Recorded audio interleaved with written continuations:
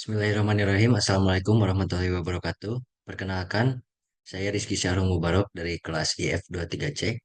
Kali ini saya dan rekan-rekan akan mempresentasikan atau menjelaskan program C++ yang berjudul Implementasi Graf menggunakan matriks ketetanggaan dengan penelusuran BFS dan DFS. Sebelumnya izinkan saya untuk memperkenalkan anggota saya yang pertama adalah Rizky Syahrul Mubarok, saya sendiri, Aldial, M. Farhan Alwi, Novaldi Al-Ghifari. Yang pertama adalah include IOStream, menginklusikan header untuk input-output, dan yang kedua adalah include vector. Fungsi ini menginklusikan header file vector dari standar template library. Vektor adalah wadah yang dinamis untuk menyimpan koleksi elemen. Dan untuk include Quiwi, menginklusikan header untuk menggunakan antrian Quiwi. Untuk using namespace std, untuk menghindari penulisan std sebelum setiap elemen dari stl. Dan kelas graph, mengidentifikasi kelas graph yang akan merepresentasikan sebuah graph. Dan fungsi private menandai awal blok anggota private dari kelas. Anggota private hanya dapat diakses dari dalam kelas itu sendiri. Dan integer numVertex ini adalah variabel anggota bertipe integer untuk menyimpan jumlah simpul dalam graf. Dan untuk fungsi yang ini, variabel anggota bertipe vector of integer untuk menyimpan matriks ketetanggaan. Setiap elemen dalam matriks merepresentasikan adanya atau tidaknya edge antara dua simpul. Dan untuk fungsi publik menandai awal blok anggota publik dari kelas. Anggota publik dapat diakses dari luar kelas. Dan untuk fungsi yang ini menginisialisasi jumlah simpul dengan nilai yang diberikan sebagai argumen. Dan fungsi ini menginisialisasikan matriks ketetanggaan dengan ukuran numvertex x numvertex dan semua elemennya bernilai 0, menunjukkan tidak ada edge. Lanjut dengan fungsi yang ini, edge add edge, fungsi anggota untuk menambahkan edge antara simpul search dan dash. Untuk fungsi yang ini menandai adanya edge dari simpul search dan simpul dash, dan untuk yang bawahnya menandai adanya edge dari simpul dash ke simpul search. Dan untuk remove edge, fungsi ini untuk menghapus edge antara simpul search dan dash. Dan untuk fungsi yang ini menghapus edge dari simpul search ke simpul dash. Dan fungsi yang bawahnya adalah menghapus edge dari simpul dash ke simpul search untuk graf tak berarah. Dan untuk remove vertex,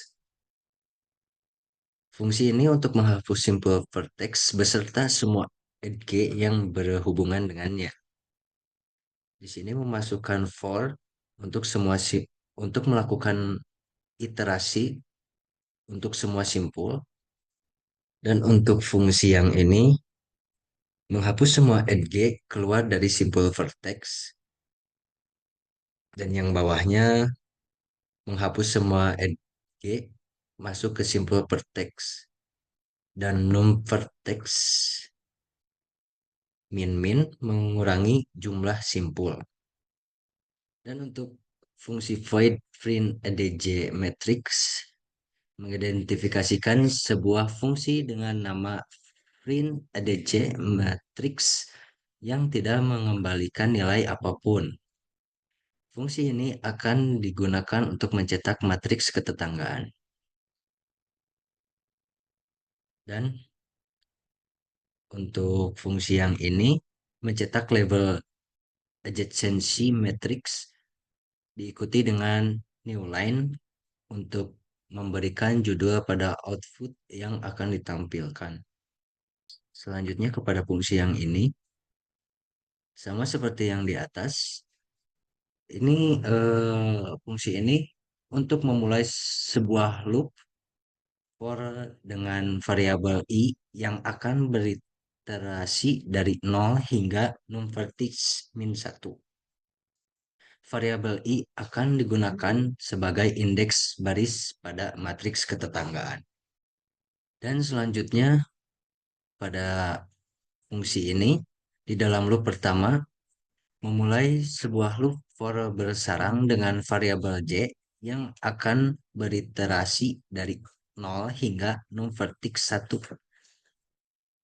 Variabel j akan digunakan sebagai indeks kolom pada matriks ketetanggaan. Dan untuk penjelasan BFS akan dilanjutkan oleh rekan saya. Silakan. Ya, baik. Selanjutnya ada deklarasi fungsi void BFS int star vertex mendefinisikan sebuah fungsi bernama BFS yang tidak mengembalikan nilai apapun. Void. Fungsi ini menerima satu parameter yaitu star vertex yang merupakan indeks dari simpul awal yang akan dijadikan titik mulai penelusuran.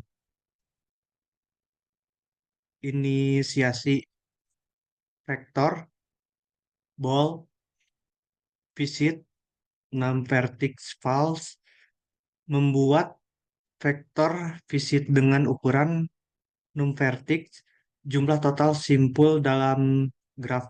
Semua elemen dalam vektor ini diinisiasi dengan nilai false untuk menandai bahwa semua simpul belum dikunjungi. UINT memuat sebuah antrian kosong yang akan digunakan untuk menyimpan simpul-simpul yang akan dikunjungi. Output awal, cout BFS travel damu penelusuran mulai dari vertex start vertex. Mencetak pesan ke layar untuk menginformasikan bahwa penelusuran BFS akan dimulai dari simpul dengan indeks start vertex. Start vertex menambahkan simpul awal start vertex ke dalam antrian visit start vertex true, menandai simpul awal sebagai sudah dikunjungi. Loop utama while queue.empty. Loop ini akan terus berjalan selama antrian masih berisi elemen, artinya masih ada simpul yang belum dikunjungi. Mengambil simpul dari antrian. int current vertex queue front. Mengambil simpul yang berada di bagian depan antrian dan menyimpannya ke dalam variabel current vertex queue.pop. Menghapus simpul yang sudah diambil dari antrian. Cout current vertex mengecek indeks dari simpul yang sedang dikunjungi ke layar.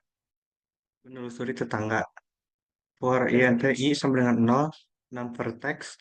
Loop ini akan beriterasi sebanyak jumlah simpul dalam graf untuk memeriksa semua tetangga dari simpul current vertex. If add adj matrix current vertex, kondisi ini akan benar jika ada edge hubungan antara simpul current vertex dan simpul ke 1 dan simpul ke i belum pernah dikunjungi.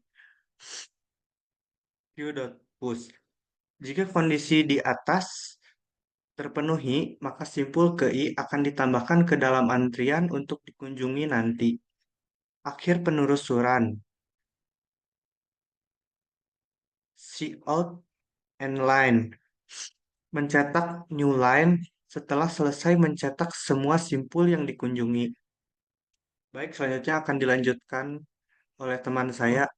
Baik, selanjutnya akan diteruskan oleh saya, Muhammad Farhanul Fadil Hilmi.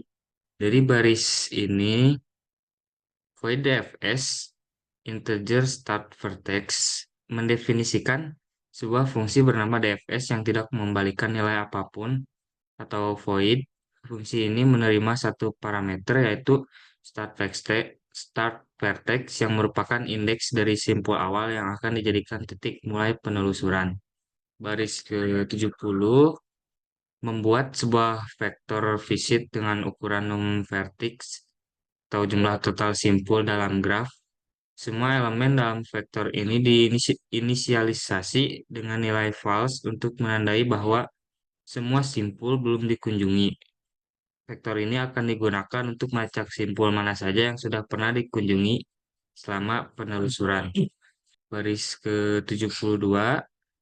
Selanjutnya, baris ke-72 mencetak pesan ke layar untuk menginformasikan bahwa penelusuran DFS akan dimulai dari simpul dengan indeks start vertex. Ini berguna untuk memberikan informasi kepada pengguna tentang proses yang sedang berjalan. Selanjutnya baris ke-73 ada DFS util itu memanggil fungsi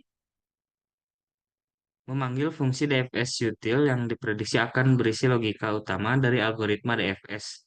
Fungsi DFS util ini kemungkinan menerima dua parameter, yaitu start vertex dan visit. Start vertex adalah simpul awal untuk memulai penelusuran. Lalu visit adalah vektor yang menandai simpul mana saja yang sudah dikunjungi.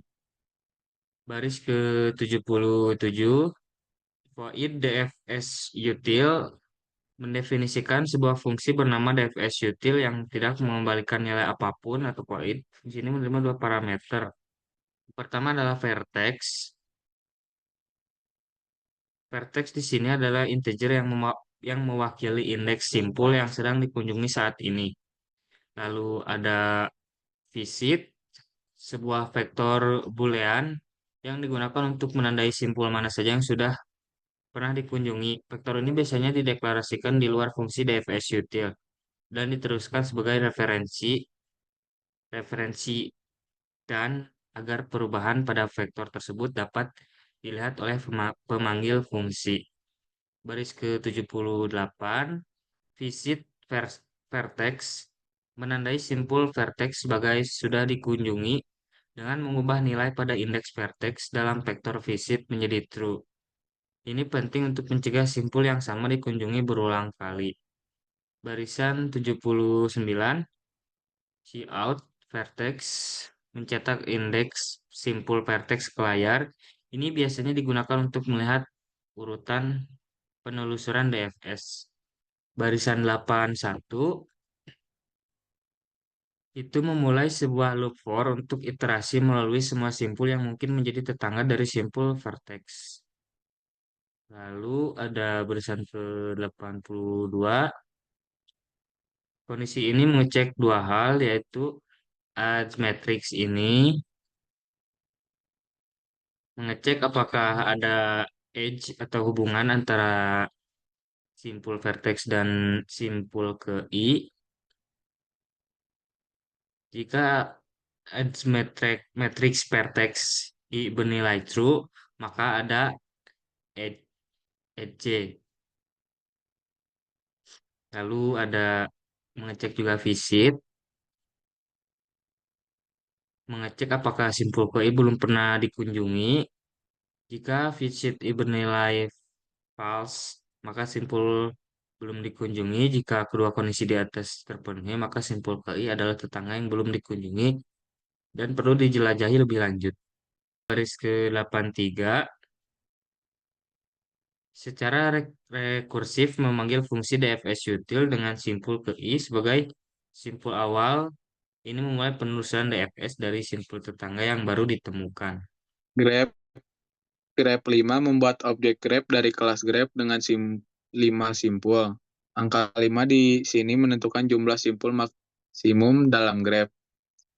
Grep ADD at G 21 menambahkan at G dari simpul 2 ke simpul 1. Grep ADD at G 02 menambahkan at G dari simpul 0 ke simpul 2. Grep ADD at G 13 menambahkan at G dari simpul 1 ke simpul 3. Grep ADD at G 2,4 menambahkan at G dari 2 ke simpul 4. Grep print ADJ matrik mencetak referensi matrik ketetanggaan dari grep ke layar. Matrik ini menunjukkan hubungan antara setiap pasang simpul dari dalam grep. Grep BFS melakukan penelusuran breadth first search pada grep melalui dari simpul awal, biasanya simpul kosong. Algoritma BFS akan mengunjungi semua tetangga pada level yang sama sebelum berpindah level berikutnya. Grep DFS melakukan penelusuran diverse search pada grep mulai dari simpul awal. Algoritma DFS akan menelusuri satu cabang secara mendalam sebelum berpindah ke cabang lain. Grep remove at G menghapus at G antara simpul 0 dan 1. Grep remove vertex 1 menghapus simpul 1 beserta semua at G yang berhubungan dengannya. Grep print ADJ matrik mencetak kembali matrik ketetanggaan setelah dilakukan penghapusan at G dan simpul. Grep BFS melakukan penelusuran BFS pada grep yang telah diubah. Grep DFS melakukan penelusuran DFS pada grep yang telah diubah. Return kosong menunjukkan bahwa program telah selesai dijalankan dengan sukses. Baik, sekian dari kelompok kami. Saya mewakili Rizky, Naufal, dan Aldi meminta maaf sebesar-besarnya apabila masih banyak kekurangan dan kesalahan dalam presentasi kami. Terima kasih. Wassalamualaikum warahmatullahi wabarakatuh.